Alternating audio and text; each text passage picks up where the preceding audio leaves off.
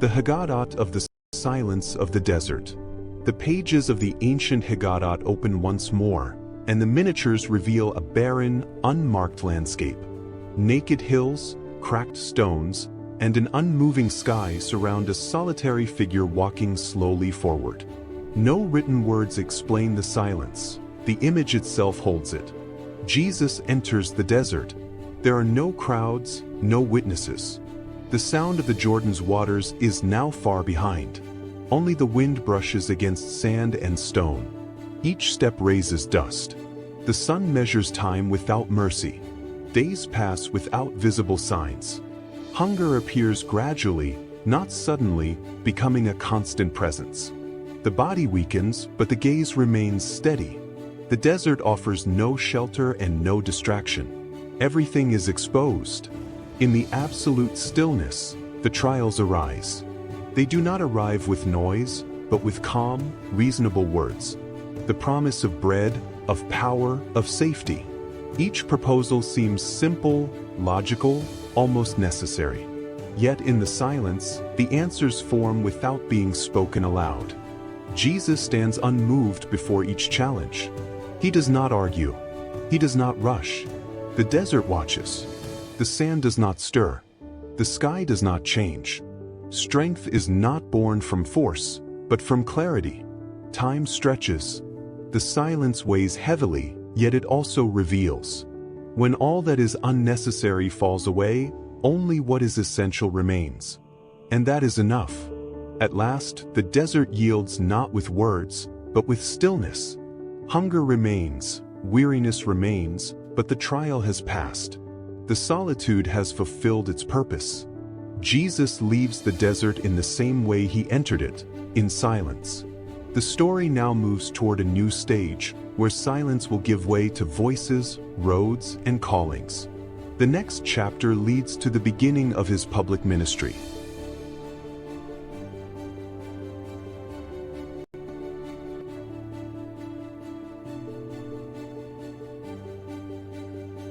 Enoch, the prophecy of time.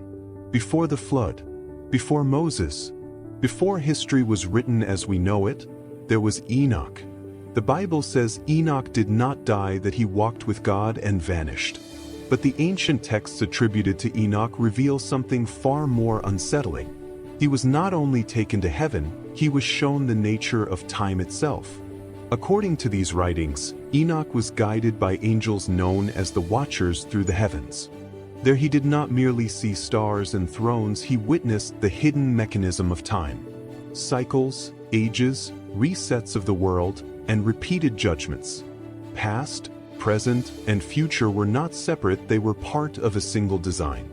Enoch wrote that humanity would pass through eras marked by corruption, forbidden knowledge, and false enlightenment. He spoke of a time when humans would believe they controlled everything, yet would have forgotten who created them. A time when the heavens would seem silent yet would be watching. The most feared prophecy did not speak of an end, but of a return to the beginning, a reset. A moment when what was hidden would be revealed, and sealed books would be opened once again. Enoch warned that only those who understood time would recognize the signs. That is why his writings were removed, fragmented, and pushed to the margins of history. Not because they were false, but because they were too precise. And if Enoch truly saw our time, then the question is not whether the prophecy will be fulfilled, but where we now stand on the clock of creation. The story will continue in future chapters.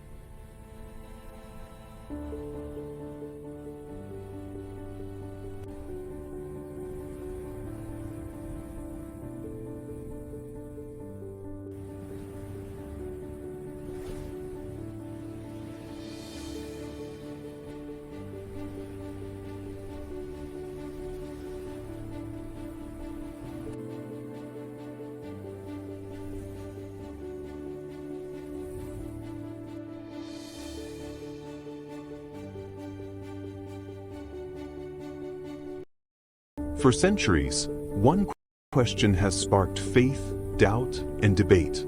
Did Jesus of Nazareth really exist? Beyond religion, history offers disturbingly clear answers. The earliest records do not come from the Bible, but from Roman historians. Tacitus, one of the most respected chroniclers of the Roman Empire, wrote that Jesus was executed under the authority of Pontius Pilate. He was not a Christian. He had no reason to invent such a claim. Pliny the Younger, a Roman governor, described early Christian communities who worshipped Christ as a god. Only decades after his death, and Flavius Josephus, a first-century Jewish historian, referred to Jesus as a wise man, executed, and followed by many even after his death. These independent sources agree on the essentials. Jesus lived, he was crucified, and his impact was undeniable. Archaeology speaks as well.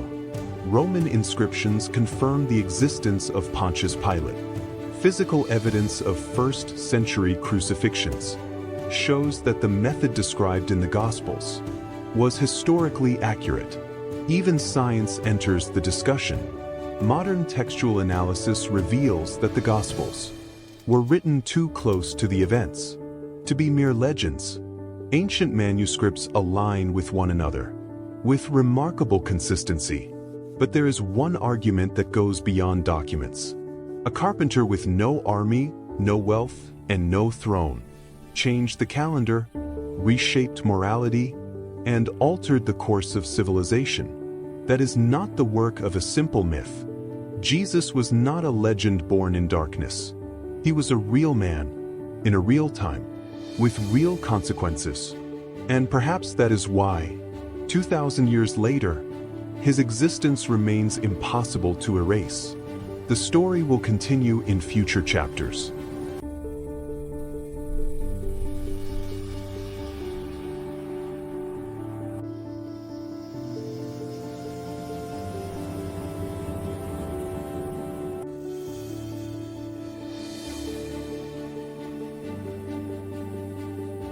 The spear of Christ, the weapon that touched the divine. As the body of Jesus hung in silence upon the cross, the sky darkened and the earth trembled. Then came an act that would echo through history. A Roman soldier, identified in ancient tradition as Longinus, pierced the side of Jesus with his spear. From the wound flowed blood and water. To some, it was merely the final act of an execution. To others, it was the exact moment when the human world touched the divine. Apocryphal manuscripts and medieval traditions claim that the spear was not abandoned. It was taken, preserved, and feared. According to these texts, the spear acquired an unsettling power. Whoever possessed it could rise to rule empires, but whoever lost it was destined to fall. Centuries later, the Holy Spear appears in the hands of Emperors Constantine, Charlemagne, and later within the heart of the Holy Roman Empire. Ancient chronicles claim each carried it into battle, believing the weapon protected their destiny. But other manuscripts offer a darker warning. The spear did not grant power, it revealed it. They say the blood of Christ did not turn the weapon into a blessing, but into a test. A test measuring human ambition against the sacred.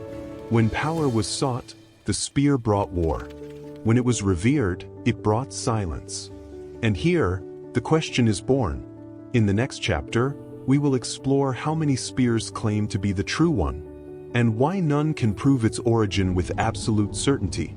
Later, we will uncover how sacred relics became tools of political ambition, and why touching the divine always carries a price. Because the spear that pierced Christ is not just a relic. It is a mirror. It does not reveal the power of God, but the heart of humanity. Father, into your hands I commit my spirit. Truly this was a righteous man.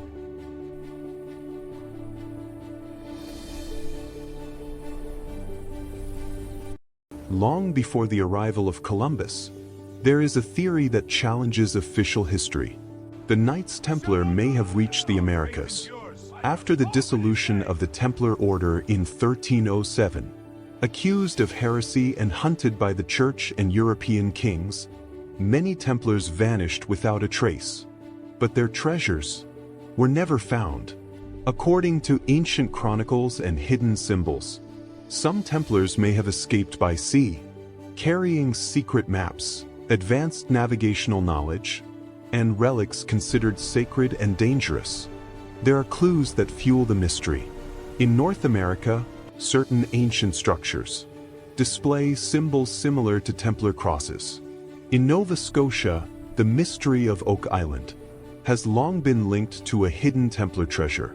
And in Mesoamerica, some legends speak of bearded men arriving from the sea, long before the conquistadors. Coincidence?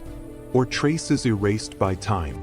The Templars possessed knowledge of sacred geometry, advanced architecture, and a spiritual vision that blended faith and science.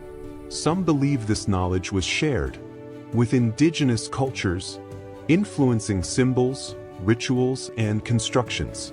There is no definitive proof, but there are no clear explanations either. If the Templars reached the Americas, they did not come as conquerors, but as guardians, hiding secrets that could not fall into the wrong hands. And then a disturbing revelation emerges. An ancient manuscript, found in forgotten European archives, describes a Templar voyage to a land beyond the ocean, mentioning sacred mountains, giant stones, and people who had never seen iron. The document names no modern places, yet its descriptions align unsettlingly with regions of the American continent. Was this manuscript the missing proof? Or just another fragment of a forbidden puzzle? Perhaps the story of the New World began much earlier than we were taught, because sometimes the truth is not lost. It is hidden. The story will continue in future chapters.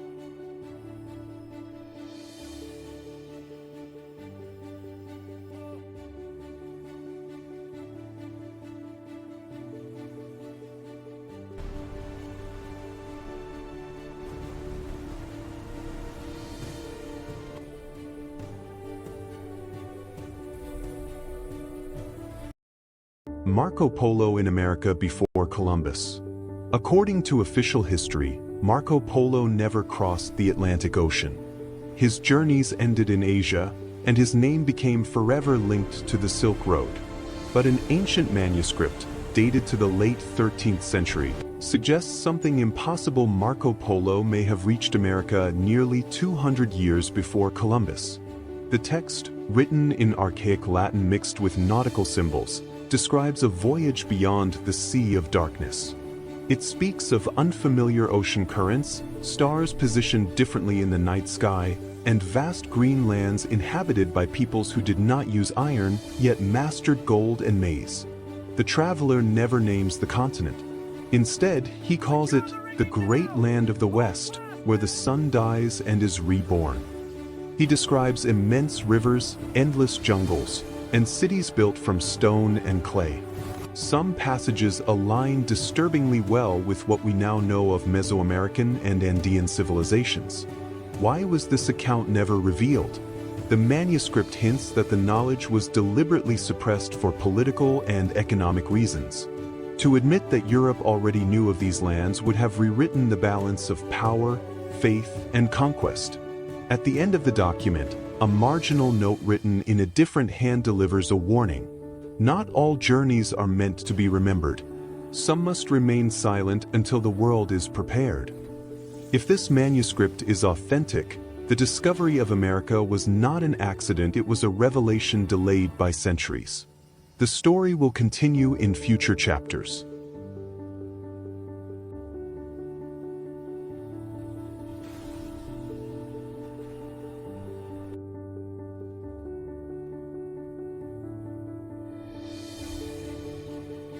The Haggadah of the Nativity.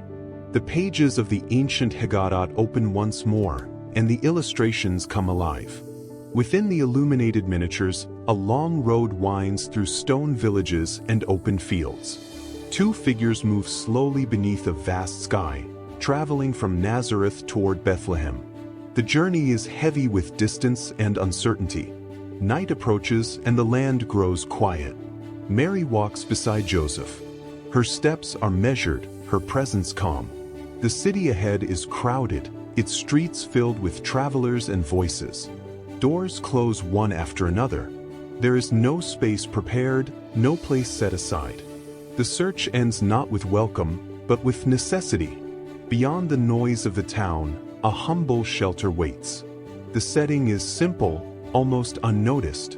Straw covers the ground, and animals rest in silence. The moment arrives without ceremony, without witnesses of power or rank. And there, in the stillness of the night, the child is born. The scene is small, contained within the narrow walls of the shelter, yet something immense unfolds. Mary holds the newborn gently. Joseph watches, attentive and silent. The child is placed where animals feed, wrapped with care, resting in quiet vulnerability. The world outside remains unaware. Above, the night sky stretches wide. Far from the town, shepherds keep watch over their flocks. The darkness is suddenly broken by light. Fear gives way to awe as a message is delivered, not to kings or priests, but to those who keep vigil in the fields. They move at once, guided by wonder rather than understanding. They arrive and see what has been told to them. No throne, no palace, only a child, a mother, and a father. Yet the weight of the moment settles deeply within them. They leave changed, carrying the news into the night. Inside the shelter, calm returns. Mary reflects in silence. Joseph remains watchful. The child sleeps. The birth has taken place quietly, yet nothing will remain the same. The story now turns outward, toward those who will come seeking the child from distant lands. The next chapter leads to the visit of the Magi.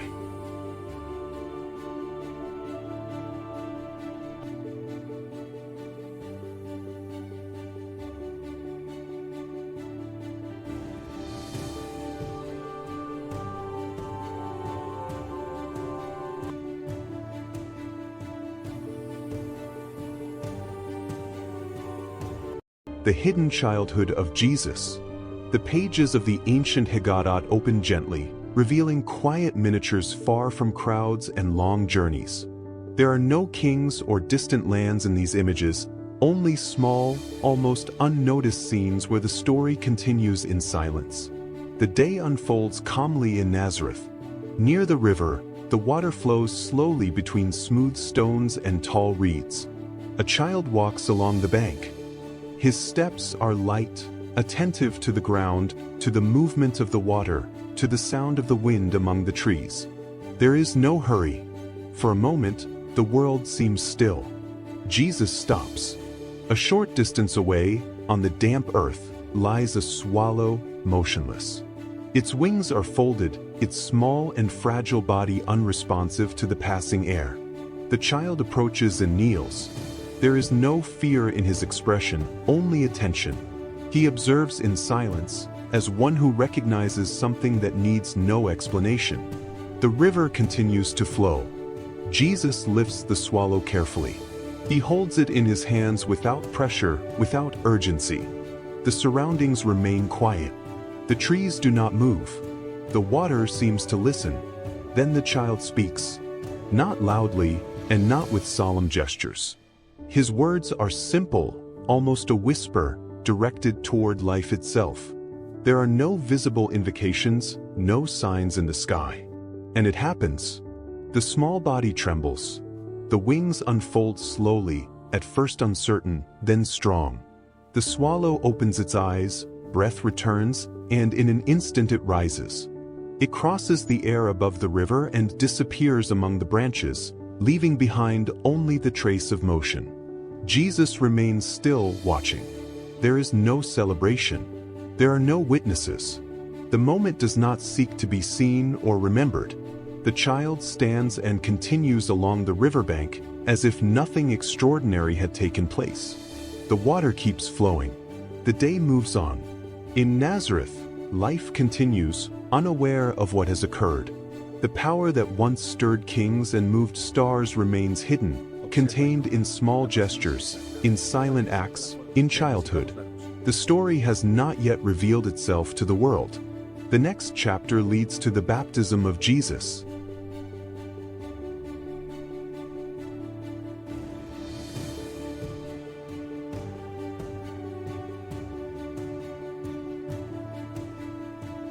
The Haggadah of the Magi.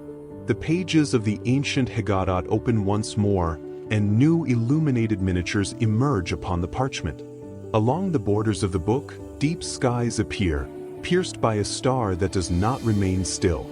Its light stands apart from all others, drawing the gaze of distant lands. Within the illustrations, three figures move from separate horizons.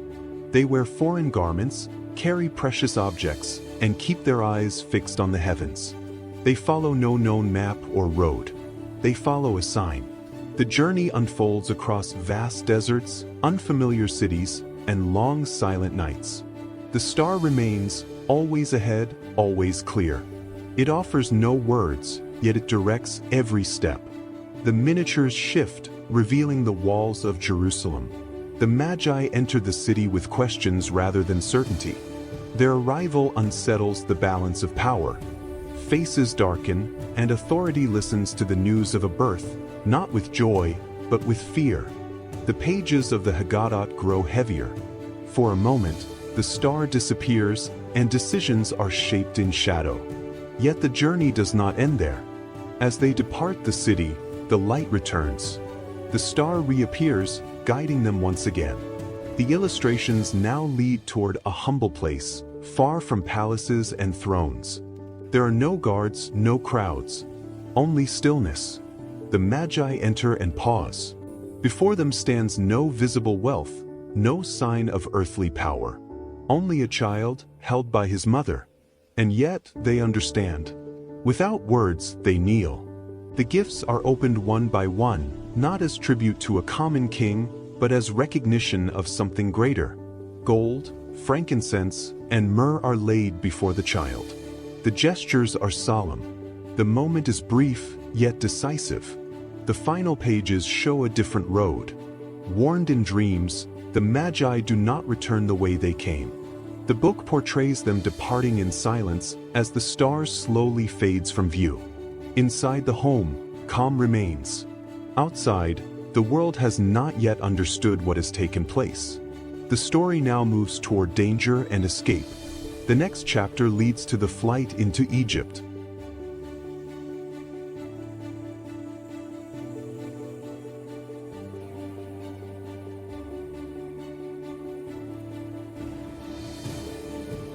Meroe, capital of the Black Pharaohs. Long before Rome ruled the world, and as Egypt's power began to fade, a great capital rose south of the Nile. Meroe, the heart of the kingdom of Kush and the seat of the so-called Black Pharaohs. For centuries, Meroe was dismissed as legend. Then archaeological discoveries changed everything. Dozens of pyramids steeper and more numerous than those of Egypt, temples dedicated to African and Egyptian gods, royal palaces, iron smelting furnaces, and tombs carved with forgotten symbols emerged from the sands of Sudan.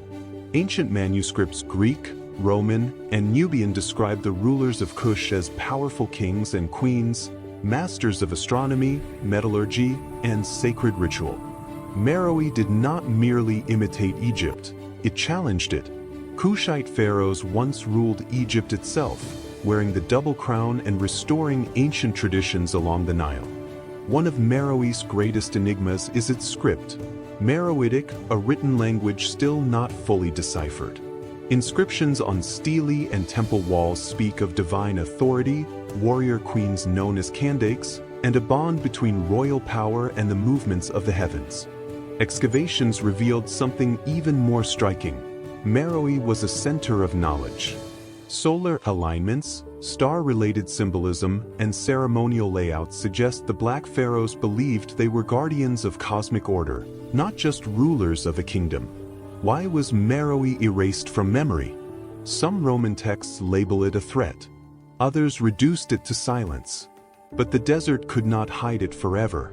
Today, Meroe stands revealed as what it always was, an advanced African civilization, powerful, independent, and central to ancient history.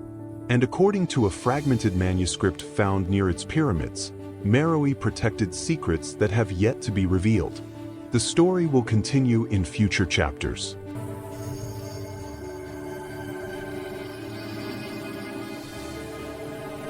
The Code of the Hebrew Bible. For centuries, the Hebrew Bible was viewed solely as a religious text. But in recent decades, researchers, archaeologists, and mathematicians began to notice something unsettling. The text did not only tell stories, it concealed patterns. This phenomenon became known as the Code of the Hebrew Bible.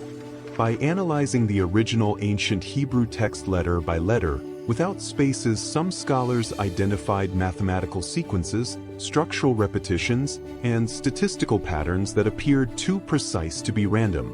Names, events, and concepts seemed woven into the text itself, as if they had been intentionally encoded.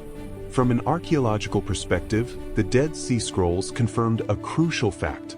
The Hebrew text had been transmitted with extraordinary accuracy for over 2,000 years. That precision made it possible for any internal structure, if one existed, to survive intact through time. This was not a flexible tradition of copying. It was almost mathematical. Some historians argue that the ancient scribes were not mere copyists, but guardians of knowledge. They understood sacred geometry, Hebrew numerology, and basic astronomy. To them, language did not simply describe reality, it organized it. Every letter carried a value, every word a weight, every line a purpose. Here is where political and religious occultism enters the discussion. Certain medieval manuscripts suggest that religious authorities and rulers were aware of these hidden structures and feared their interpretation. To reveal that the sacred text might contain cycles, warnings, or historical patterns could have challenged both spiritual authority and political control. Knowledge, once again, was restricted to the few. This was not magic in the modern sense, but an ancient worldview, the belief that the universe itself is written in code, and Scripture was a reflection of that invisible order. For mystical Jews, the text did not speak only of the past, but of all times at once. Modern science does not claim that the code predicts the future, yet it acknowledges something deeply puzzling. The structural complexity of the Hebrew Bible exceeds what would normally be expected from a purely human work of its era.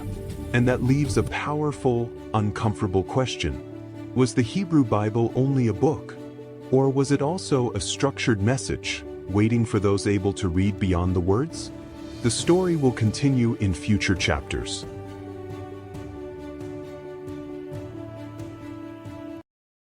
The Ethiopian Bible, the lost canon. For centuries, the world believed it possessed the complete Bible. Yet in the highlands of Ethiopia, guarded by stone-carved monasteries and traditions older than many churches, a different Bible survived. The Ethiopian Bible, known as the Ethiopian Canon, is the oldest and most complete biblical canon still in use today. It contains books removed or rejected by other traditions, texts like Enoch, Jubilees, and the Ethiopian books of Maccabees. These writings speak of fallen angels, watchers, giants, forgotten covenants, and knowledge that existed before the Great Flood. According to Ethiopian tradition, these books were never banned because they were never lost. The Ethiopian Orthodox Church claims it received the scriptures directly from the earliest days of Christianity, untouched by later revisions made in Rome or Byzantium. Ancient manuscripts written in Giizi, a sacred and ancient language, describe a world where heaven and earth were closer, where angels walked among humans, and where divine judgment was announced long before the Book of Revelation. For many scholars, the Ethiopian Bible does not contradict faith, it expands it. It reveals hidden layers of biblical history and suggests that what is now considered forbidden was once sacred knowledge. And the question remains, if these books were preserved for thousands of years, what did Ethiopia know that the rest of the world forgot? The story continues in the next chapters.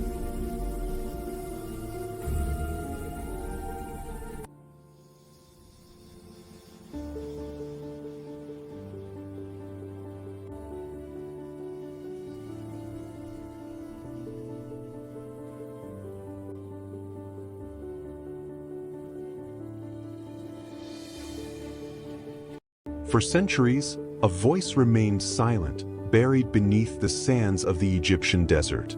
It was not written for the crowds, but for those who sought to understand what cannot be seen. That voice is the Gospel of Philip. Discovered in 1945 among the Nag Hammadi manuscripts, this Gnostic text does not recount miracles or familiar parables. Instead, it reveals a dangerous idea: salvation comes not through sacrifice, but through knowledge. Philip describes a different Christ, not only the one who dies on the cross, but the one who awakens consciousness. A teacher who explains that the material world is a shadow and that truth belongs to the spiritual realm.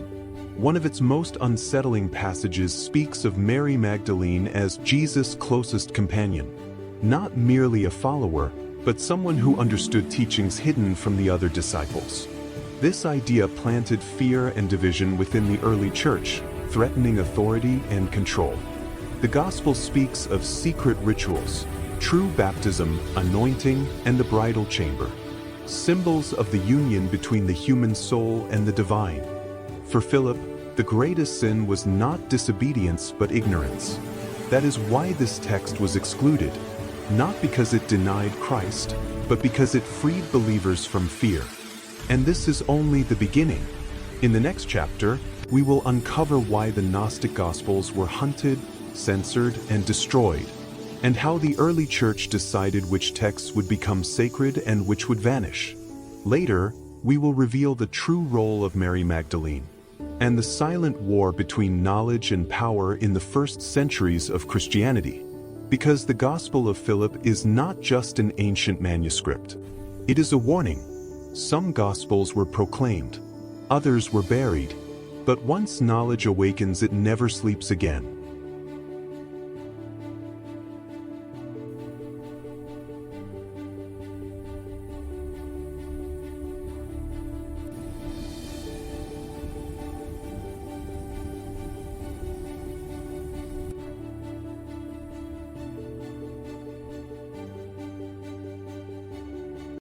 The Haggadah of Jesus Christ, the hidden codex of medieval Spain. In medieval Spain, where Jews, Christians, and Muslims lived side by side under the growing shadow